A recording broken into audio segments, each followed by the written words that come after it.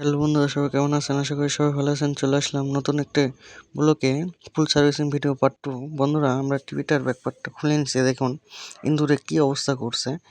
AC কেবল এবং টিভির earthing কেবল দেখেন কেটে কি অবস্থা, আর ভিতরে অবস্থা খুব একটা ভালো না। বন্ধুরা দেখেন ইন্দুরে সব কিছু অবস্থা খারাপ করছে। চলেন আমরা ভিডিওর কাজটা শুরু করি। স্টার্ট।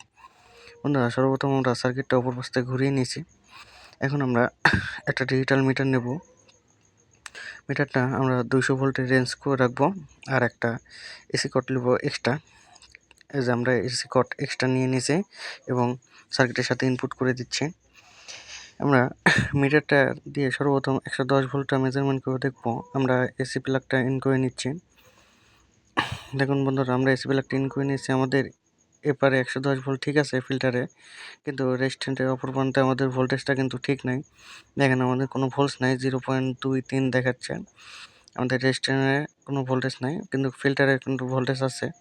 তাই আমাদের সমস্যাটা মনে হয় ধরা পড়ে গেছে। দেখেন আমরা রেজিস্ট্যান্টটা খুলে নিই। বন্ধুরা, আমরা রেজিস্ট্যান্টটা সোল্ডারিং আয়রন দিয়ে ভালোভাবে খুলে নেব। আমরা সোল্ডারিং আয়রন দিয়ে রেজিস্ট্যান্টটা খুলে নিচ্ছি। 100 ভোল্টের সাপ্লাই রেজিস্ট্যান্ট বলে এটা, ঠিক আছে। এটা বিভিন্ন মানের থাকে। এটা যেরকম 1 ohms আছে।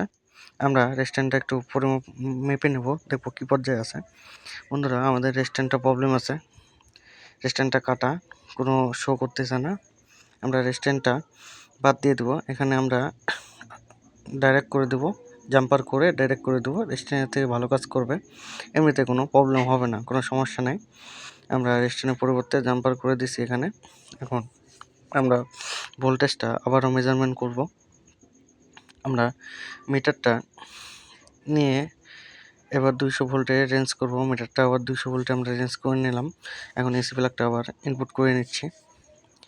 আমরা এখন মিটারটা ধরতেছি। দেখেন আমরা 500 ফিল্টারে ধরলাম, 100 ভোল্টেজ ওকে। মিটারের দিকে ফলো রাখেন।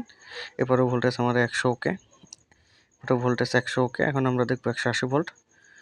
180 ভোল্ট এখানে ওকে আছে। 162 ভোল্ট ফিল্টারিং হয়, এখানে 80 ভোল্ট হবে, সমস্যা নেই। এখানে ভার্টিক্যাল ভোল্টেজটা দেখবো, ভার্টিক্যাল ভোল্টেজটা ওকে আছে বন্ধুরা, 24 ভোল্ট। এখানে আমাদের ভোল্টেজটা ওকে আছে। এখন আমরা একটু 5 ভোল্টেজটাও চেক দিয়ে নিই। 5 ভোল্টেজটাও আমাদের ওকে আছে, 4.9 ভোল্টেজ। ড্রাইভার ভোল্টেজটা দেখি, ভিডিও ভোল্টেজ 17 ভোল্টেজ ওকে আছে। আমাদের সব ভোল্টেজই ওকে আছে, মানে টিভিটা আমাদের ওকে হয়ে গেছে, সার্কিটটা আমাদের ওকে হয়ে গেছে। এখন আমরা একটা কাজ করব, সেটা হচ্ছে কয়েকটা আমরা লুজ দেখলাম সার্কিটটা অনেকদিন ব্যবহার করার পর লুজ থাকে, তাই জন্য আমরা একটু সোল্ডারিং করে দেবো, মানে বলতে গেলে সার্ভিসিং করে দেবো। এখন একটা কথা আমরা বলে নিই, সেটা হচ্ছে ভিডিওটা কেউ স্কিপ করে দেখবেন না, আর কেউ টেনে টেনে দেখবেন না। অনেক কিছু শেখার আছে বন্ধুরা। যারা আমার চ্যানেলের নতুন টেকনিশিয়ান ভাইরা আছেন, তাদের জন্য খুব উপকারী হবে এই ভিডিওটা, কারণ ডিট টেলিভিশন কী করে রিপেয়ার করা লাগে আপনারা সব শিখতে পারবেন। আর সহজ, এটা খুব একটা গুরুত্বপূর্ণ জিনিস না। বন্ধুরা, আমার চ্যানেলে অবশ্যই যদি নতুন হয়ে থাকেন তাহলে অবশ্যই সাবস্ক্রাইব করে দেবেন, আর লাইক কমেন্ট শেয়ার করতে ভুলবেন না। নতুন টেকনিশিয়ান ভাইদের জন্য এই ভিডিওটা অনেক উপকারী হবে। আর সিনিয়র যে টেকনিশিয়ান ভাইরা আমার এই ভিডিওটা দেখছেন, যদি কোনো ভুল ত্রুটি হয়ে থাকে তাহলে আমাকে অবশ্যই কমেন্টে জানাবেন, আমি চেষ্টা করব পরিবর্তন করার। তো বন্ধুরা, আমাদের সার্ভিসিং কিন্তু হয়ে গেছে। এখন আমরা একটু ওয়াশ করে নিচ্ছি, কারণ সার্কিটের যেহেতু ইঁদুর ঢুকে সব কিছু নষ্ট করে ফেলাইছে। কারণ ইঁদুরের ধরেন মলমূত্র খুবই খারাপ জিনিস, এই সার্কিটের জন্য একবারে জম। তাই জন্য আমরা থিনার দিয়ে ভালো করে ওয়াশ করে নিচ্ছি। আমরা থিনার দিয়ে ভালো করে সার্কিটটা ভালোভাবে ওয়াশ করে নেব, যেন কোনো সমস্যা যেন না থাকে। আর সার্কিটটা থিনার দিয়ে ওয়াশ করার পর যেগুলো কালি ভাব ছিল, দেখেন সব করে উঠে যাচ্ছে। সার্কিটটা দেখতেও ভালো লাগবে। দেখেন সব কালি উঠে যাচ্ছে। আমরা ভালোভাবে ওয়াশ করে নেব। আমরা চতুর্থ সাইডে আমরা ভালোভাবে ওয়াশ করে নেব। আমাদের ওয়াশ করা পাই কমপ্লিট হয়ে গেছে বন্ধুরা। আমরা এখন সার্কিটটা ওর প্রান্তে ঘুরিয়ে নেব। আমাদের কাজ কিন্তু ওকে হয়ে গেছে। আমরা সার্কিটটা ওর প্রান্তে ঘুরিয়ে নিচ্ছি। আমরা কটটা যেগুলো দেখলেন ইন্দুরে খাওয়া, সেগুলো আমরা টেপিং করে দিয়েছি, কারণ কাস্টমারের হাতে টাকা পয়সা নাই, বেশি খরচ করতে পারবেন না। কটটা চেঞ্জ করিনি, আমরা ওইভাবেই সার্ভিসিং করেছি, কিন্তু আশা করি এটা চলবে। তাই কটটা আমরা ইনপুট করে নিচ্ছি সার্কিটে। ডিকোজিন কেবলটাও ইনপুট করে নিলাম। এখন আমরা দুই ধারের যে মাইকটা আছে, মাইকের কেবলগুলো ইনপুট করে নেব।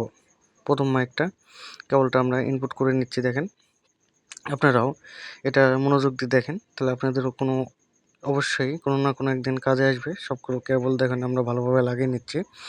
আমরা 2টা মাইকের কেবলই লাগাই নিছি। এখন আমরা সার্কিটটা রেলিংয়ের ভিতরে ইনপুট করলাম।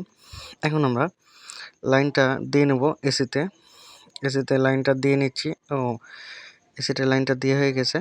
আমরা এখন ডিশের লাইনটাও ইনপুট করে দেব চ্যানেল বক্সে। আর সামনে ডিসপ্লেতে আমরা চলে যাব। চলেন আমরা এখন সামনে ডিসপ্লে চলে আসছি। দেখেন আমাদের সামনে ইন্ডিকেটর বাল্বটা জ্বলছে, সেন্সর বাল্ব যেটা বলে। আমরা এখন টিভিটা রিমোট দিয়ে ওপেন করব। বন্ধুরা, আমরা টিভিটা ওপেন করছি, দেখেন ছবি চলে আসছে, খুব সুন্দর ছবি চলে আসছে। আমাদের টিভিটা কিন্তু ওকে হয়ে গেছে, খুব সুন্দর ছবি চলে আসছে। আমরা একটু রিমোট কাজ করে দেখব কোনো সমস্যা আছে নাকি। দেখেন আমাদের প্রত্যেকটা সেন্টারে ওকে আছে। আমাদের টিভিটা কিন্তু ওকে হয়ে গেছে। দেখেন আমরা প্রত্যেকটা সেন্টারই এক এক করে দেখতেছি। আমাদের কাজটা কিন্তু ওকে হয়ে গেছে। বন্ধুরা, ভিডিওটি ভালো লাগলে অবশ্যই লাইক কমেন্ট শেয়ার করতে ভুলবেন না। আমার চ্যানেলে নতুন হলে অবশ্যই সাবস্ক্রাইব করে দেবেন। ওকে।